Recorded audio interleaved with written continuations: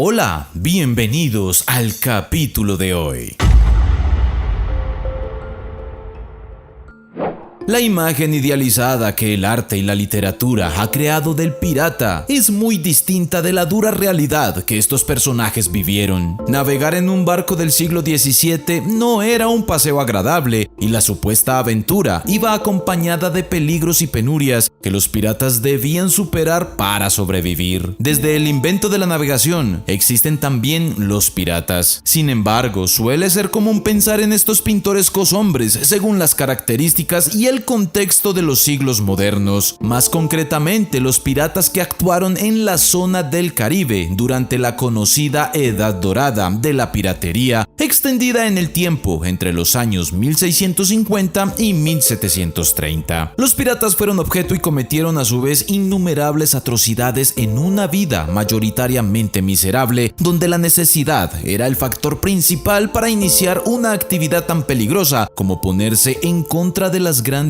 potencias estatales del momento: Castilla, Inglaterra, Holanda o Francia. Los piratas tuvieron acuerdos y contratos cuyo incumplimiento podían suponer ser abandonados en una isla, tirados por la borda o directamente asesinados a manos de sus compañeros. Pero esta república de ladrones formada en el Caribe no tenía más afán que el interés personal, basado en códigos comunes a fin de aumentar la probabilidad de hacerse a un rico botín. Con sed, hambre, quemados por el sol, empapados por la lluvia, caminando descalzos para un mejor agarre sobre maderas y cuerdas, sin un poco de confort en toda la embarcación, la mayoría no elegía la vida pirata más que por necesidad. Se cuenta que Barbanegra dijo un día: "Nuestra vida es corta pero feliz". Ahí es donde entendemos que cada cual define felicidad de una manera distinta.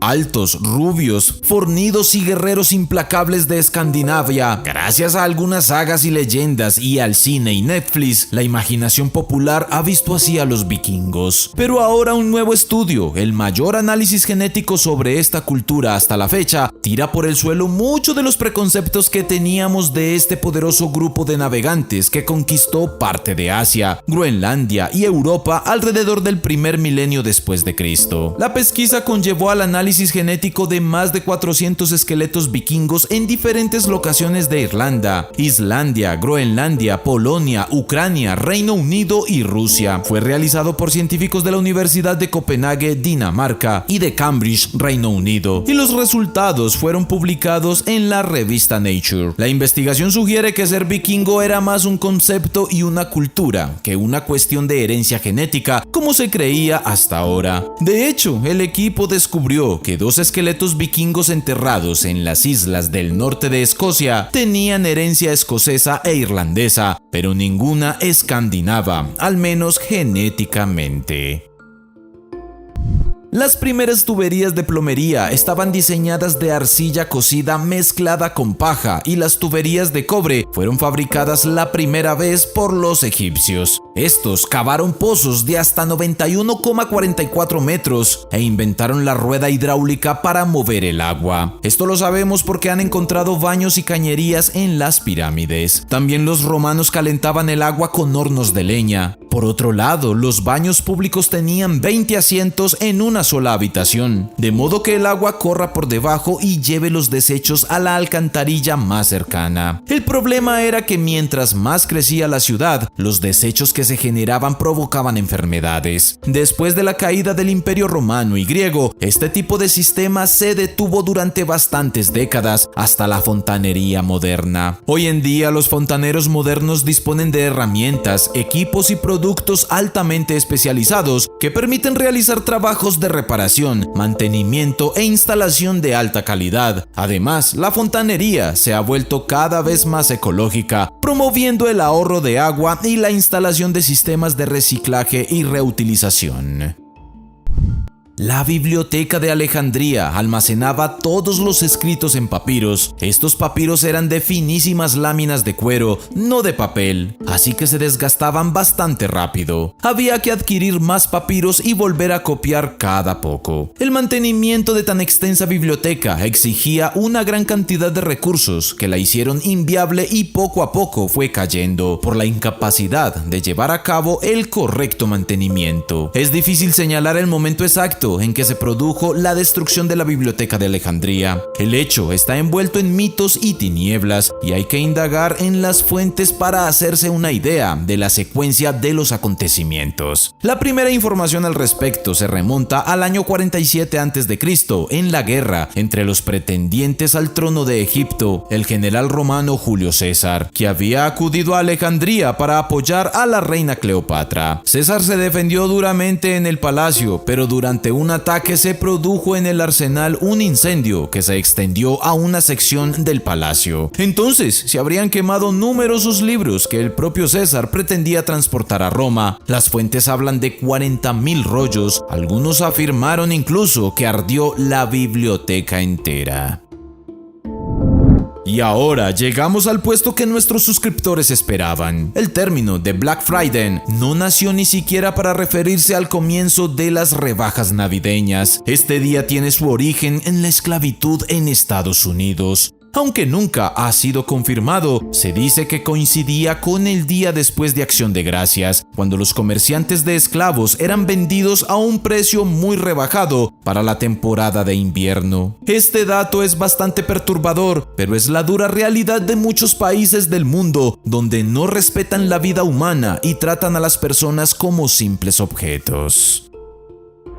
Corría el año 1945 y en un laboratorio en Estados Unidos, el ingeniero Percy Spencer realizaba experimentos con el magnetron, un dispositivo que produce señales de radio. Spencer supuso que esas ondas fueron las que derritieron el dulce que tenía en el bolsillo, así que decidió probar su hipótesis con un huevo crudo y unos granos de maíz. Los expuso a los rayos del magnetron. El huevo le explotó en la cara y los granos se convirtieron en palomitas de maíz.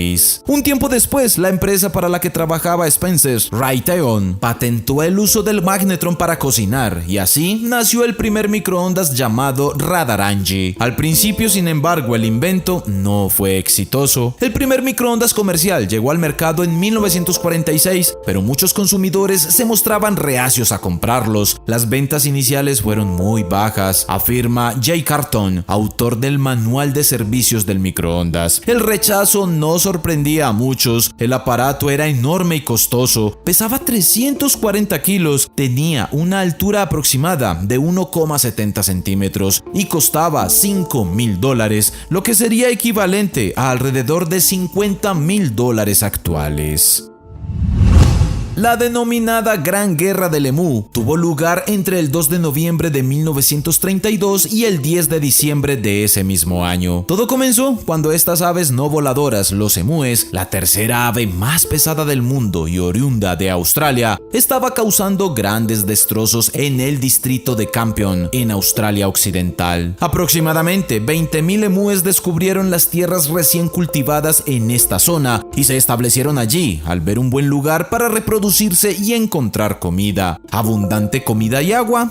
¿Quién se negaría a tal paraíso? El problema es que los granjeros no estaban tan felices por estos nuevos vecinos, ya que sus cosechas de trigo estaban siendo destruidas. No solo devoraban el trigo, sino que también dañaban las vallas que permitían el paso de los conejos, otra gran plaga en ese entonces. Hasta 1922, los emúes eran una especie nativa protegida en Australia, pero luego las cosas cambiaron. Primero los granjeros, que eran exmilitares, comenzaron a disparar a los emúes sin mucho éxito. En un solo día consiguieron matar una docena de ellos. Entonces acudieron a las más altas instancias. El ministro de Defensa australiano de la época, Sir George Pearce, ni corto ni perezoso, decidió enviar a un ejército con ametralladoras para acabar con tal amenaza. Sin embargo, los emúes resultaron ser adversarios astutos. Ni las ametralladoras eran capaces de alcanzarlos. Resultaba casi imposible dar en el blanco. Incluso si conseguían que una una bala llegara a su cuerpo, seguían sin perder el ritmo de carrera. Afortunadamente, los emúes salvajes quedaron bajo la protección de la legislación federal para proteger la biodiversidad en 1999 y se cree que su número es mayor que antes del asentamiento europeo. A pesar de los intentos de exterminio, los emúes siguen siendo abundantes en Australia y ahora se utilizan vallas mucho más grandes para mantenerlos fuera de las tierras de cultivo.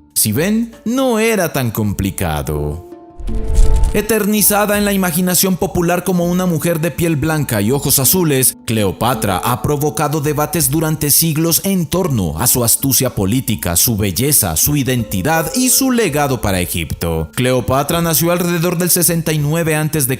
en Egipto. Su nombre de origen griego significa grande como el padre. Cleopatra fue una diestra comandante naval, célebre autoridad médica, hábil diplomática, oradora consumada, hablaba 7 lenguas y una gobernante que administró su reino con habilidad, tratando de devolverlo a su periodo de mayor esplendor y dominio territorial, a pesar de la pujanza de Roma. De hecho, fue la única mujer de toda la antigüedad clásica que gobernó por derecho propio y no simplemente como sucesora de un esposo muerto. Sobre los últimos días de Cleopatra, Olimpo, su médico personal, escribió un informe del que se basaría Plutarco, pero el relato del Galeano no hace ninguna mención a un áspid o una cobra egipcia, simplemente que tras visitar la tumba de Antonio, que se había suicidado días antes, la reina consumió unos suculentos higos que un campesino le había llevado en una cesta. La versión que se haría famosa aseguraba que el reptil había sido introducido precisamente con las frutas.